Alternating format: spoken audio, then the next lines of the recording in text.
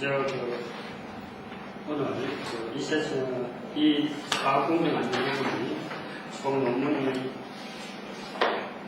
6편이 발표될 예정입니다. 그래서 한 편은 특강이 되고 그 다음에 5편이 일반 오랄 발표가 있습니다.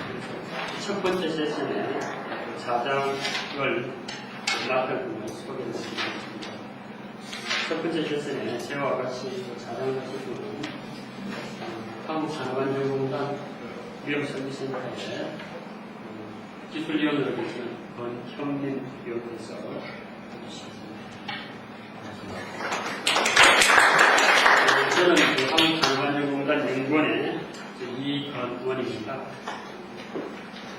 먼저 발표 요령은 다 아시겠습니다만 특강은 40분이 됩니다.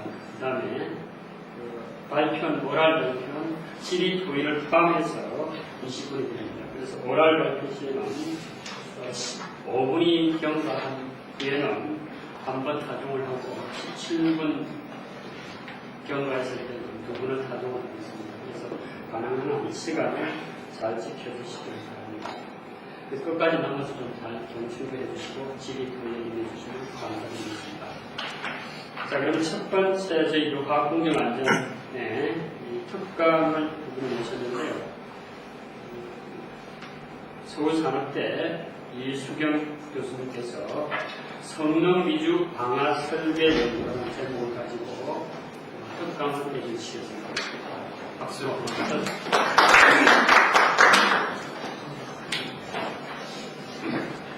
안녕하세요. 저 서울산업대학의 안전공학 이수경입니다. 오늘 특별하게 연구하는 것을 발표하는 건 아니고 어떤 면에 있어서는 화재공학 또는 방화공학이라고 하는 분야가 우리 화학공학에서 어떻게 접근하면 보다 효과적이고 하는가 하는 것을 좀 제시하는 그런 형태로 좀 진행을 해볼까 합니다. 특히 성능 위주, Performance Based Bias, PBD라고 하는 그러한 개념이 지금 화재 쪽에서 얘기가 많이 되고 있는데, 그것이 바로 우리 화학공학에서 접근하면은 아주 쉽게, 그리고 거의 우리 전공을 살리면서 접근할 수 있는 그런 내용이라고 하는 것을 말씀드리면서 몇 가지 예를 들어 말씀드리려고 합니다. OHP는 많이 준비해 왔으면, 그래서 지금 현재 외국에서 파이어 프로텍션이라고 하는 분야가 어디에서 지금 진행이 되고 있는가 하는 것을 보면은 미국 같은 경우에는 여러 대학이 있습니다만은 그 중에서 유니버시티 오브 멜랜드의 Department of Fire Protection Engineering이라는 과가 있습니다. 지금 석사과정이 여기 제가 만든 데는 학부하고 석사만 있었는데 최근에는 박사과정이 생겨갖고 학부 학생도 굉장히 많고 석사도 많이 굉장히 활발하게 진행되고 있습니다. 그래서 Fire Protection Engineering, Department of Fire Protection Engineering이 그러면 도대체 어떤 분야를 주로 하고 있느냐 보면은 제일 먼저 하고 있는 것이 화재 모델링을 하고 있습니다. 화재 모델링이라고 하는 것이 결국은 수치 해석하고 우리가 열 전달하고 물질 전달하고 연력학 이것이 이제 주종을 이루고 있고, 그 다음에 리스크 어나리시스를 하고 있는데 신뢰성 공학이라든가 이런 분야에 최근에 상당히 연구를 이루고 있다는 것을 보여드릴 수 있고요. 그래서 세부적인 내용을 보면은 가장 키포인트로 지금 얘기하고 있는 분야는 파이어 다이내믹스입니다.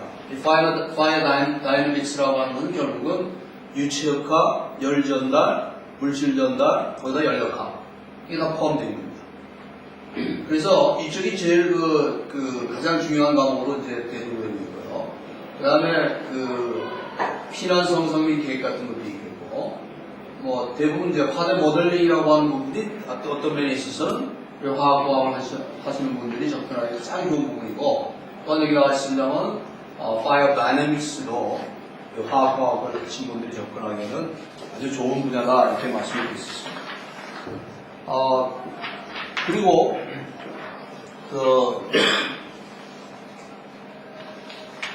미국의 WPI라고 하는 그 가장 유명한 대학이 있습니다만은 대학이 있는데 이거는 지금 서울대의 그 화학공학과에 지금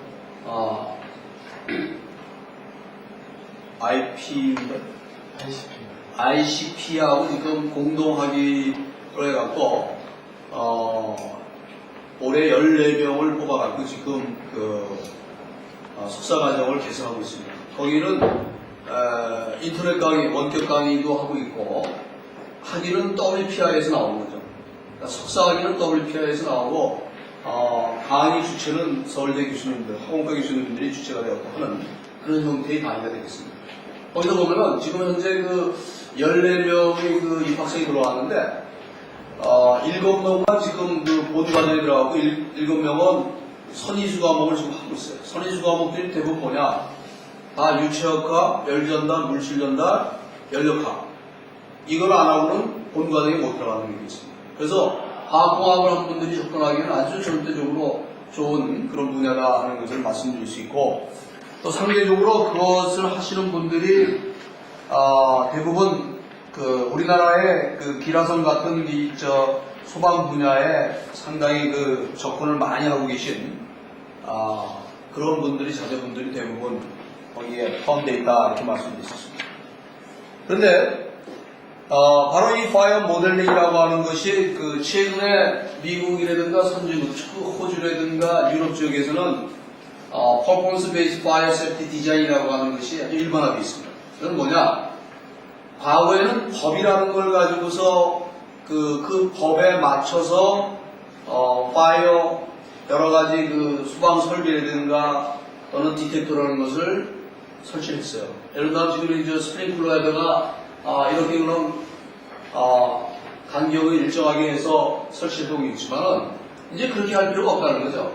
예를 들어 퍼포먼스 베이스 파이어 세프티 디자인이라고는 화재가 일어날 가능성이 있는 부분에다 집중적으로 스프링클러 시스템을 만들어주고 그렇지 않은 부분은 좀 안 만들어놔도 문제가 없다 이렇게 되는 겁니다. 그러니까 실질적으로 불을 실제 화재 실험을 해갖고 그것으로부터 나온 결과를 가지고서 소화 설비를 그 시스템을 만들어내는 겁니다. 그래서 결국 법에 의한 사양보다는 우리가 지금까지 지금 그 컴퓨터라든가 컴퓨터 시뮬레이션이라든가 파이어 다이나믹에 관한 공학적인 방법들이 굉장히 많이 그 어드밴스 됐기 때문에 그것을 직접 적용을 해갖고 그것으로부터 결과를 얻어서 접근하자고 하는 겁니다. 그렇게 함으로써 어떠한 그 이점이 있느냐 하면 소방 대상물에 대한 소화 시스템에 관한 경비를 우리가 줄여줄 수가 있어요. 코스트를 다운시킬 수 있는 거죠. 어떤 면에서는 결국은 경제성의 원리라고 하는 것이 도입이 됩니다. 우리나라의 경우에도 이러한 경우가 상당히 많이 있었습니다. 예를 들면 인천 신공항 같은 경우에 여객터미널이 굉장히 큽니다. 그 여객터미널이 굉장히 큰데 우리나라 수방법에 의해서는 방화구획이라고 해서 구획을 이렇게 나누도록 되어 있어요. 이게 이제 우리가 보통 수동적인 그 진화 대책이라고 해서 컴파트멘테이션이라고 해서 구획하라고 해서 불을 한 군데다 구획을 시켜주는 겁니다. 이게 이제 유럽에서 많이 하는 방식인데, 그러니까 한 군데다 불이 났을 경우에 고기만 타고 많은 이게 결국은 방화구획의 그 기본 개념인데, 이 신공항의 여객터미널 큰 데를 그거를 방화구획을 하게 되면은 이거는 전혀 의미가 없는 어떤 면에서는 기능이 뚝 떨어지는 거예요. 그럼 그거를 어떻게 할 거냐? 소방 당국에서는 이걸 인정해주지 않는단 말이에요. 그래서 그것을 타개하는 방법으로 금방 얘기한 성능 기준의 화재 안전을 도입을 한 겁니다. 사람의 피난이 어떻게 하고, 그 다음에 화재가 났을 경우에 연기 이동이 어떻게 움직이고, 이런 것을 시뮬레이션에 의해서 제출함으로써 법으로부터, 소방법으로부터 인정을 받는 그런 형태가 됩니다. 실질적으로 그러한 경우가 우리가 많이 진행되고 있다는 것을 말씀드릴 수 있습니다. 그래서 이러한 그 시스템이 지금 뭐 영국이라든가 호주 이런 데서는 거의 그런 도입이 되고 있어요. 컴퓨터 시뮬레이션에 의해서 나온 결과를 그대로 다 인정을 해주고 있는 그런 상황입니다. 근데 우리나라의 소방법에서 보면은 그 건물과 건물 사이에 보면은 아트리움 공간이라고 아주 굉장히 큰 공간이 있죠. 공동이라고 해서 건물과 건물 사이에 그런 걸 보면은 그 호주라든가 영국 같은 데서는 이건 오픈 공간으로 보고 있어요. 그럼 오픈 공간. 근데 우리나라는 그걸 오픈 공간으로 안 봐요. 실내로 본단 말이에요. 그러면 어떻게 되냐면은, 공간이 이렇게 있으면은, 이 건물과 건물 사이에 이렇게 아트리움이 있는데, 보통 여기가 사무실로 돼 있단 말이에요. 그럼 여기서 화재 났으면 이쪽으로 이동을 하고 그러니까, 여기가 방화 식당을 달아줘요. 이런 데다가. 이런 데도 방화 식당을 달아주게 되면 어떤 문제가 되냐면 코스트가 엄청나게 올라가죠. 근데, 영국 사람들은 저게 오픈 공간이니까 방화 식당을 할 이유가 없어요. 우리가 흔히 얘기하는 파이어로드라고 하는 화재 하중이라는 것도 거의 없기 때문에 우리나라도 문제가 안 된다고. 우리나라는 저걸 인정하지 않아요. 그러면 저걸 타개하는 방법은 뭐냐? 바로 금방 얘기한 성능 기준 화재 설계를 해갖고 접근하게 되면 그런 문제를 해결해 줄 수가 있습니다. 그래서 최근에 그 화재 공학을 하는 사람들이 접근하는 부분이 바로 이것을 가지고서 지금 접근을 하고 있는 겁니다. 예를 들면 고속철도 역사라든가 또는 아셈 지하 공간 내 결국 소방 대상물이 건물이 될 수도 있고 화학 공장이 될 수도 있고 뭐 이런 그 차이인 겁니다. 그래서 지금은 여기가 있지만 소방법에 의해서 사용 위주의 설계 공사가 이루어지고 있지만 이것이 지금 변하고 있는 추세고 우리나라도 머지않아 이것이 도입이 돼야 되는 그런 상황입니다. 그러한 내용을 보면 여기 보면은 사용위주의 법규에 대한 얘기가 좀 나옵니다. 이게 굉장히 복잡하죠. 그리고 경제성이 없다는 거예요. 그러나 성능 기준을 함으로써 어떤 목표를 수준하는 안전수준을 우리가 개량하기 좀 어렵지만 상당히 건물을 유연하게 자유도를 높일 수 있고 법규 국제화가 가능하고 여러 가지 장점을 가지고 있습니다. 이런 것을 이제 저희들이 해야 될 그런 부분 중에 하나인데, 그러면은 이러한 것을 메커니즘을 우리가 어떻게 도입을 해야 될 것이냐 하는 겁니다. 제가 작년에 스웨덴의 룬드 유니버시티라는 데 갔었는데, 룬드 유니버시티에도 세프티 엔지니어링과는 없지만, 안전공학은 없지만은, 각 나라보다 Department of Fire Safety Design, Fire Safety Engineering 또는 Department of Fire Protection 이거는 두세 개씩 꼭 있어요. 그러니까 국제회의 굉장히 많고 이 PDD 하나만 가지고도 벌써 5번째 회의를 하고 있어요. 국제회의 2년만. 내년에는 오스트레일리아 멤버를 했습니다. 근데 성능 기준 화재하는 설계 체계를 보면은 역시 목표를 설정해야 되겠죠. 이것은 어떤 목표를 가지고 할 것이냐. 우리 흔히 얘는 라이프 세이프티라고 하는 측면에서 접근해야 될 거냐 하는 목표를 설정하고 그 다음에 그것에 대한 기준을 정해야 됩니다. 그 기준에 맞춰야 됩니다. 예를 들면 가시거리가 어느 정도 돼야 될 거냐 그 다음에 온도가 어떻게 올라갈 것이냐 뭐 이런 것들이 굉장히 중요한 의미를 가지게 되고 그 다음에 화재 시나리오를 작성해야 돼요. 화재가 어떤 형태로 어떻게 일어날 거냐. 그러니까 우리 미국의 무역센터가 붕괴됐잖아요. 붕괴된 거는 우리 과거에 그런 테러라는 것을 예상을 못했던 거죠. 또 그러한 테러를 예상했더라도 그것을 맞게 설계하기 힘들어요. 거의 불가능한 거란 말이에요. 하나의 큰 탱크가 우리가 유리 탱크가 폭발한 거나 마찬가지 그런 개념이기 때문에 만약 그것에 맞게 건물을 지으면 아마 경제성이 하나도 없을 겁니다.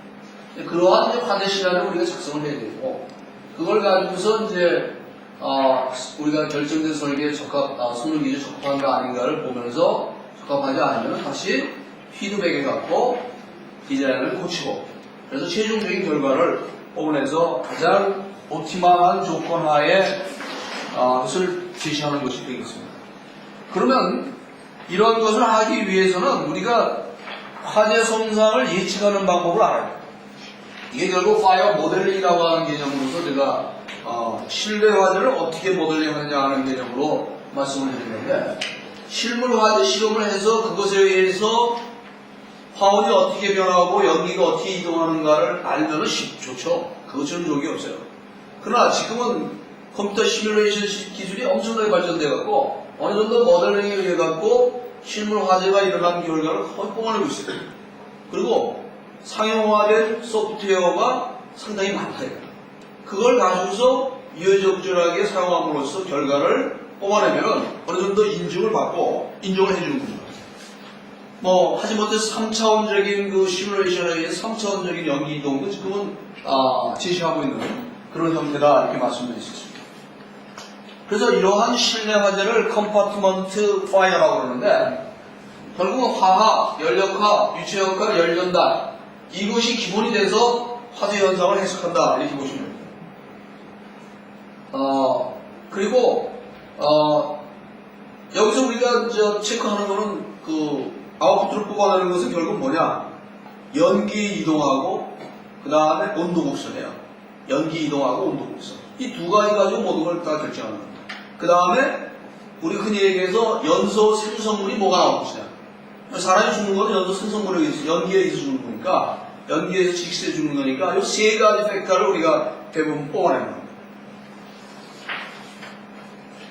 그래서 그 실내 화재 확산 단계를 보통 이렇게 여러 단계로 나누고 있어요. 화재 성장기, 프레시오버, 최성기, 쇠퇴기. 이 프레시오버라고 하는 건 아주 이제 특수한 형태인데 이 프레시오버는 어떻게 일어나냐면은 또 이제 그래프로 한번 보면은 그 화재가 온도 곡선을 얘기하고 있습니다. 그래서 이 온도 곡선을 가지고서 프레시오버가 성장기에서 일어나는데 우리가 보통 성과 현상이라고 그래요. 성과 현상이라고 그래갖고 얘기를 하는데 그 성과 현상을 보면은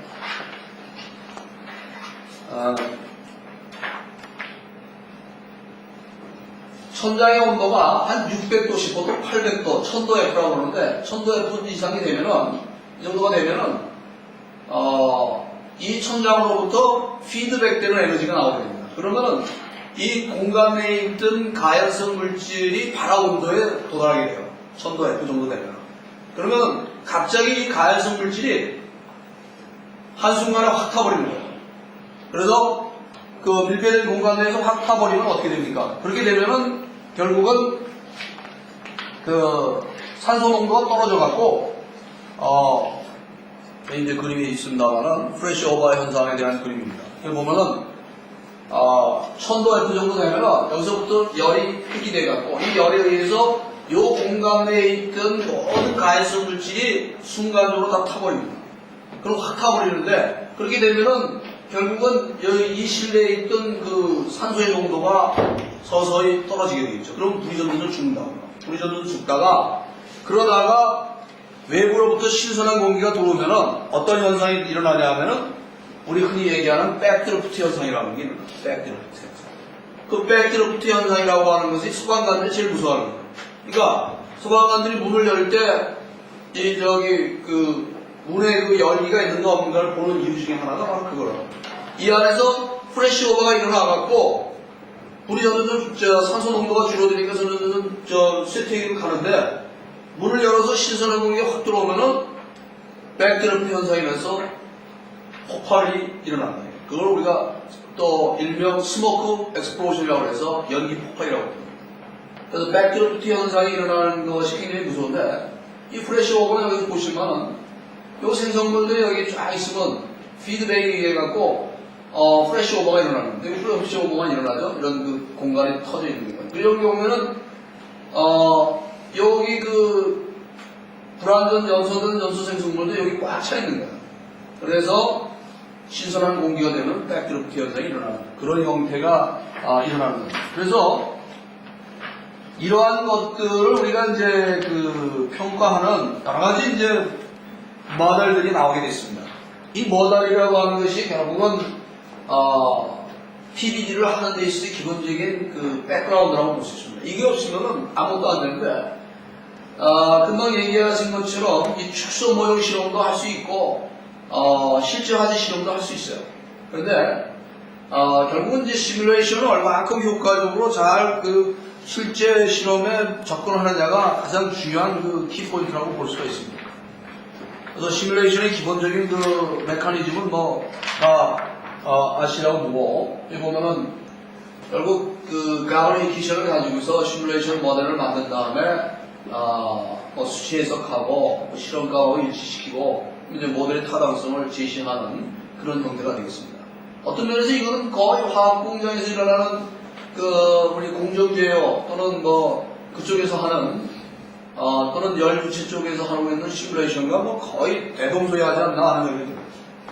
그래서 우리 화학공학을 하시는 분 입장에서도 이 분야에 대해서 좀 관심을 좀 가져주면은 상당히 좀 화학하고 너무 구름 같은 거를 많이 다루잖아요. 연락각 같은 거 보면 도대체 뭐 개념도 속에서 일어나는 것만 하니까 너무 형상화가 잘 안 되는데 화재는 아주 그런 눈에 들어오니까 아주 어떤 면에서는 재밌는 그런 면도 있습니다.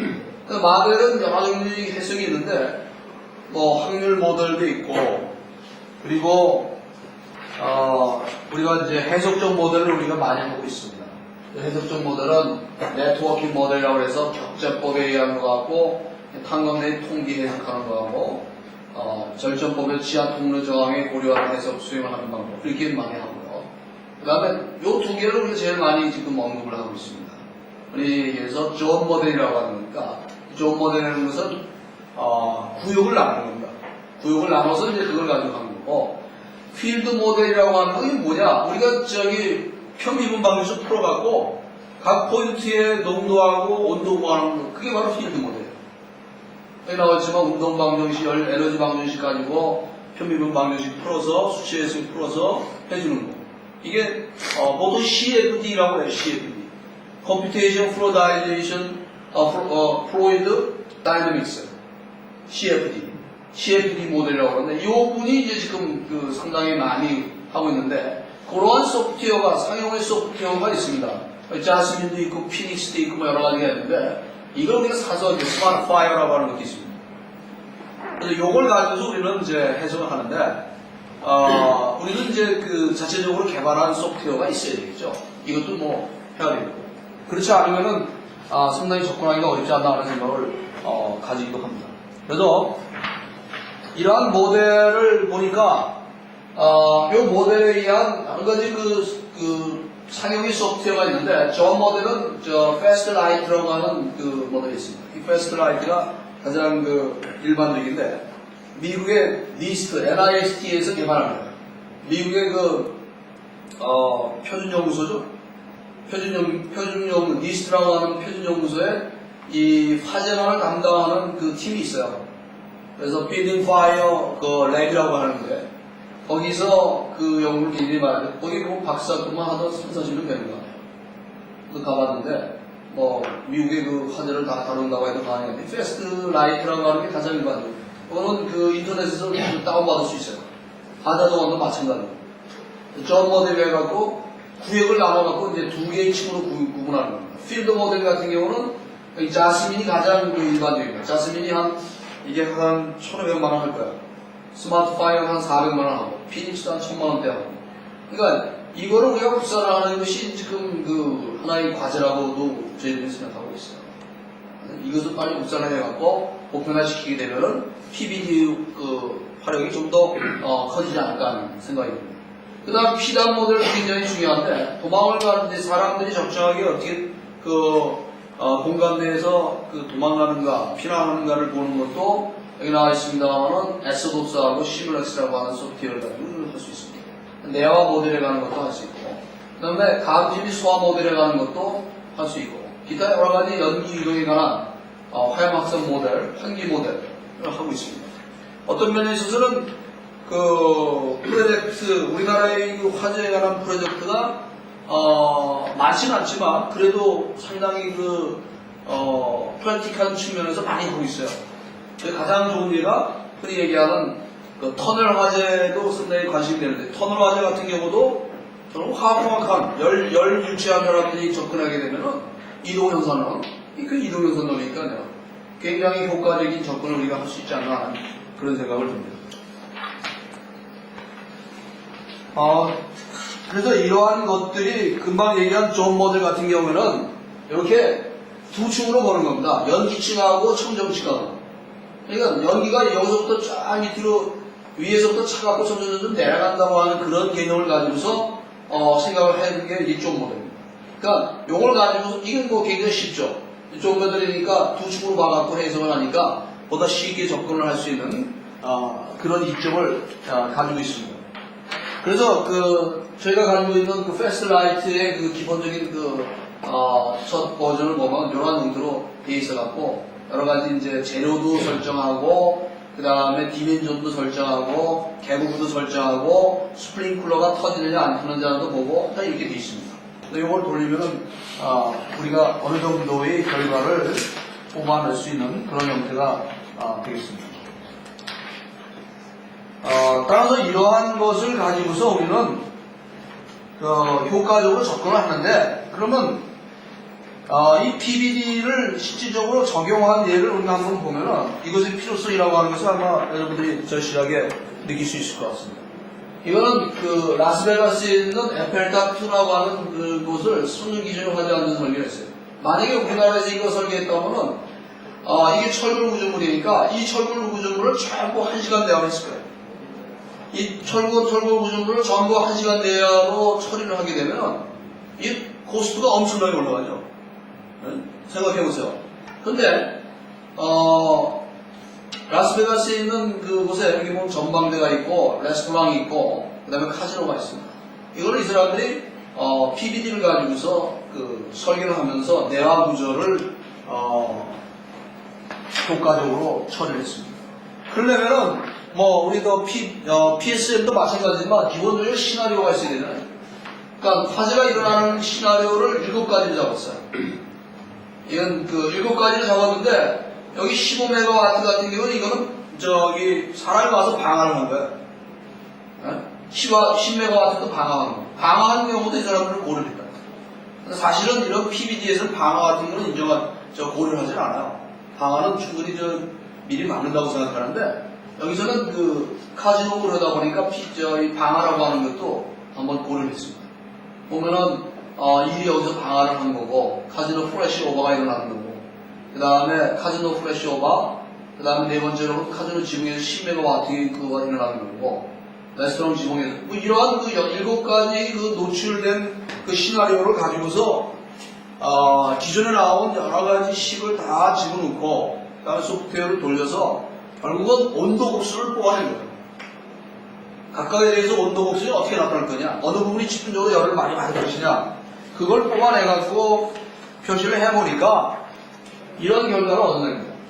이것이 나오기 전에는 우리 흔히 얘기하는 온도 곱수이 나와야 되는데 온도 곱수는 제가 생략을 했습니다. 이 보면은 이러한 부분들이 1800도 F 정도를 한다. 980도 정도를 갖고 이런 부분들이요. 그 다음에 700도 F가 이런 부분이 봐. 그러니까 결론은 이러한 부분은 열에 노출될 가능성이 거의 없으니까 우리가 흔히 얘기하는 파이어 프루핑을 할 필요 없는 거예요. 그러면은 어떻게 되느냐? 결론은 이겁니다. 1시간 내화를 어떻게 할 거냐? 1시간 내화는 요 노란색으로 부분은 1시간 내화를 해주고 처리해주고 그 다음에 요 파란색으로 표시하는 거는 3시간 내화를 함으로써 결과적으로 코스트를 엄청나게 낮추는 거예요. 이걸 만약에 우리나라에서 이런 건물 졌다고 그러면 아마 수방당국에서 여기까지 전부 다 1시간 내화로 하라고 해요. 그러면 비용이라는 게 엄청나겠죠. 이러한 것들이 결국은 코스트를 낮추는 방법으로서 제시가 되고 적절하게 이제 접근하는 그런 방법이 될 수가 있습니다. 또 그것의 예로도 또 한 가지를 또 말씀드리면은 여기 수방 대상물이 화학 공장이 될 수도 있고 주로 이제 건물이 될 수가 있습니다. 건물의 경우에 보면은 지금 7층짜리 건물에 대해서 한번 종합적인 화재 안전 성능을 평가를 해봤습니다. 그래서 여러 가지 이제 재료의 성질이라든가 이걸 좀 제시했고 그걸 가지고 이제 보니까 제일 먼저 이제 우리나라의 법하고 NFPA 법하고 이제 코드와의 장단점을 우리가 한번 볼 필요가 있죠. 그래서 여기 보면은 우리나라 같은 경우에는 도매시장, 소매시장, 상점으로서 분리되어 있고 소방시설 적용을 동일하단 말이에요. 근데 NFPA에서는 그게 클래스 A, 클래스 B, 클래스 C에 의해서 라이프 세프티 코드에 의해서 각각 다르게 접근하고 있는 거예요. 그래서 이러한 것들을 충분히 고려를 해갖고 접근을 해보면은 역시 목표는 뭐가 있느냐? 목표 설정은 인명 피해를 어떻게 하면 최소화하느냐가 기본적인 목표가 되겠죠. 인명 피해 최소화. 두 번째는 화재 진압 시에 화재로 인한 피해 최소화. 그 다음에 구조물의 피해가 최소화. 붕괴가 일어나느냐 안 일어나느냐 하는 것도 굉장히 중요한 포인트가 됩니다.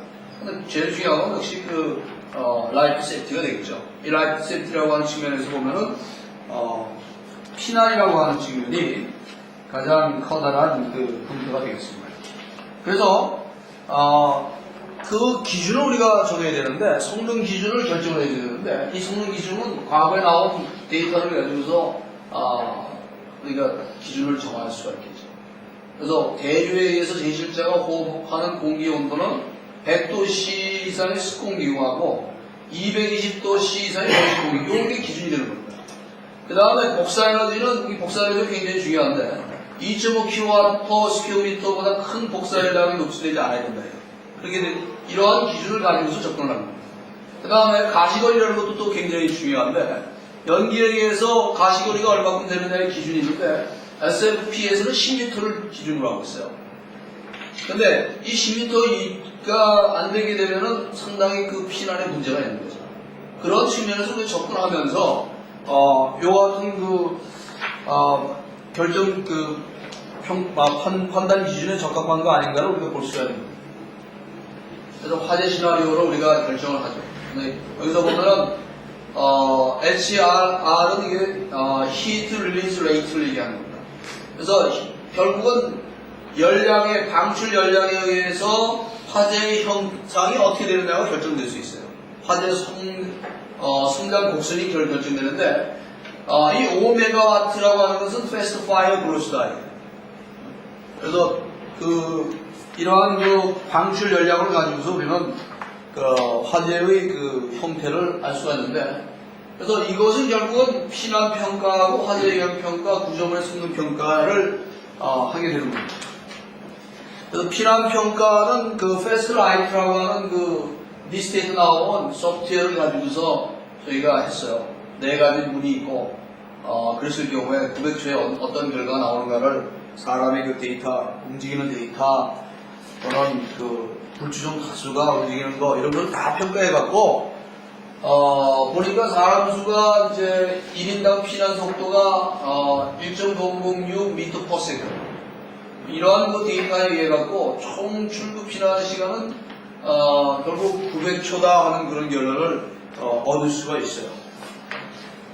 그래서 그러한 것을 Fast Light라고 하는 소프트웨어하고 Branch Fire라고 하는 소프트웨어를 가지고서 한번 평가를 해보면은 여기 나온 것처럼 이런 형태가 됩니다. 여기는 이건 존 모델 형태의 소프트웨어이기 때문에 어플레이어 템퍼러처는 이거는 연기층의 온도입니다. 연기층의 온도가 한 400도 K 정도밖에 안 돼요. 그럼 높지 않죠.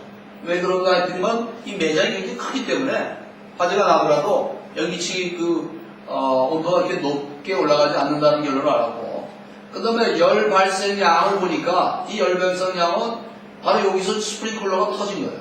스프링클러 터지니까 열량이 뚝 떨어지는 형태고, 그 다음에 연기층의 높이, 이거는 천정의 높이가 4.5m에서 점점 연기층이 밑으로 내려가는 이런 형태를 보여주고 있는 겁니다. 그래서 점점 내려간다고 하는 것을 보여줍니다. 요것에 의해서 우리는 각각을 이제 평가할 수가 있는 거죠. 그래서 스프링클러가 없는 경우에는 이러한 형태로 의해서 이제 되고, 그 다음에 스프링클러가 있는 경우에는 또 다른 형태로 표시되는 그런 것을, 그리고 가시거리를 보니까 결국 20m의 가시거리가 있다는 것을 우리가 결론을 낼 수 있었어요. 그러니까 아까 얘기한 평가 기준에서 10m니까 상대적으로 안전하다 하는 그런 결론을 얻을 수가 있었습니다. 이러한 것들이 결국은 금방 얘기한 PBD를 하는 데 있어서의 가장 중요한 키포인트로서 나타나게 된다, 이렇게 볼 수가 있습니다.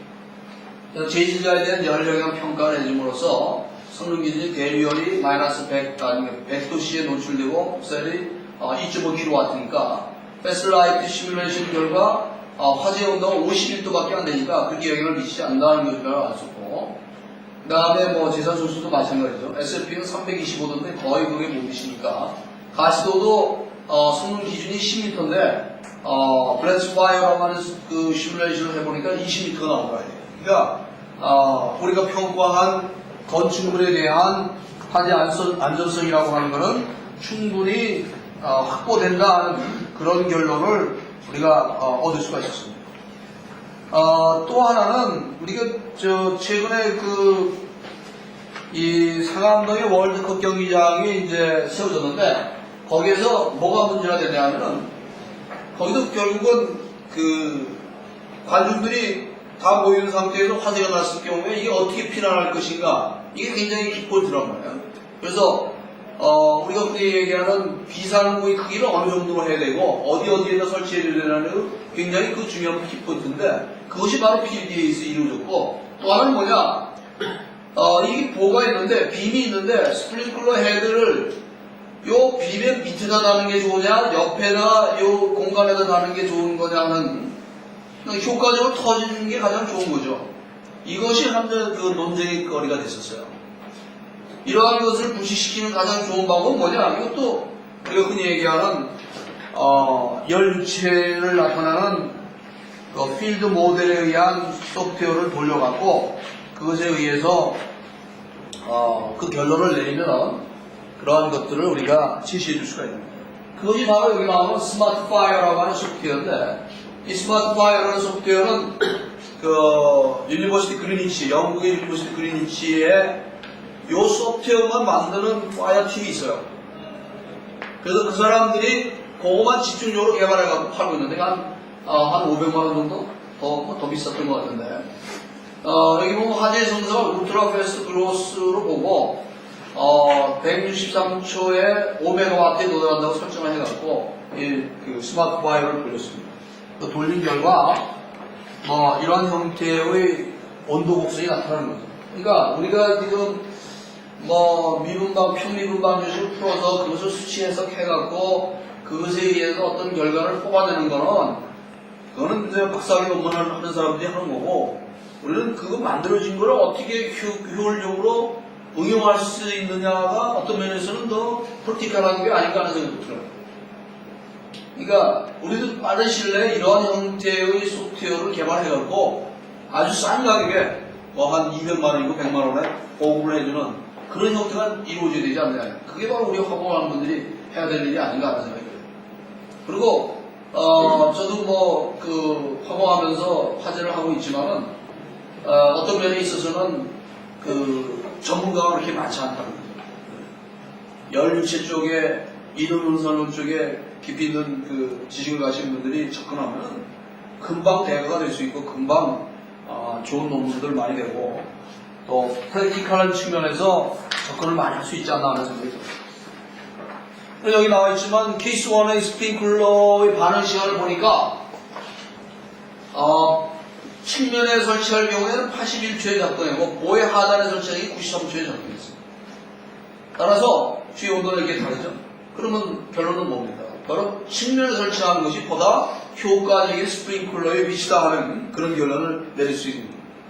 이런 것들이 지금 상당히 화재 분야에서는 관심이 되면서 이걸 어떻게 해결할 것인가 하는 그런 측면으로 접근하고 있습니다. 과거에 한번 유니버시티 메릴랜드를 갔더니만 화재공학 파이어 디파트먼트과에 있는 교수가 우리 나라에서 파이어 모델이 있느냐 하는 걸 묻는데 모델이라는 건 그거 대단한 거 아니라고 생각해서 난 있다고 그랬는데 그게 대단했던 것 같아요. 그래서 자꾸 물어보더라고요. 있다. 만들면 되지 않느냐. 그런 말 하는데 이상 이 화학공학에서 우리가 화재공학에 방화공학에 접근하는 이 분야가 이렇게 생소하고 생소하지 않다고 하는 것을 제가 여러분들의 말씀드리는 그런 계기가 된 것에 대해서 정말 영광으로 생각하고요. 질문 있으시면